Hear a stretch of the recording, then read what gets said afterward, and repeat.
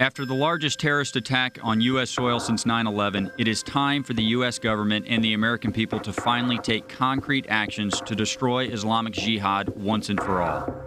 How many more Americans must be slaughtered before we realize that ISIS and other Islamic jihadist organizations are at war with us? The ACLJ recommends the following 5 steps to defeat Islamic terror. 1. We must focus on protecting human life rather than protecting people from being offended. Political correctness prevents the nation's leaders from facing the actual threat posed by Islamic jihadists. This is not the time to cut out references to Islamic terrorism in the briefings of our national security officers. We must focus on the threat we face. 2. The U.S. government needs to recognize and fix systemic problems within our intelligence agencies.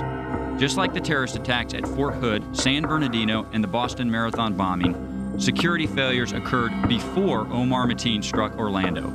The FBI twice investigated Mateen for possible ties to terrorist organizations.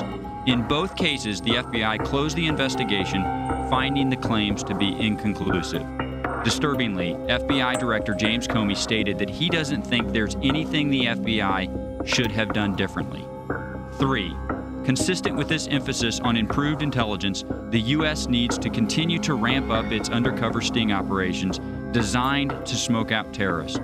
Since social media has given extremists a cloak of anonymity, these undercover stings online and in person are vital to gathering evidence and deterring possible attacks in the United States. 4.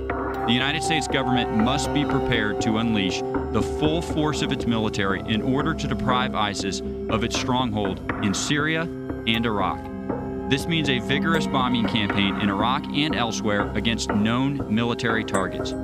Islamic terrorism requires us to show strength in destroying the hubs of these networks so that the rest of their followers will see them for what they truly are.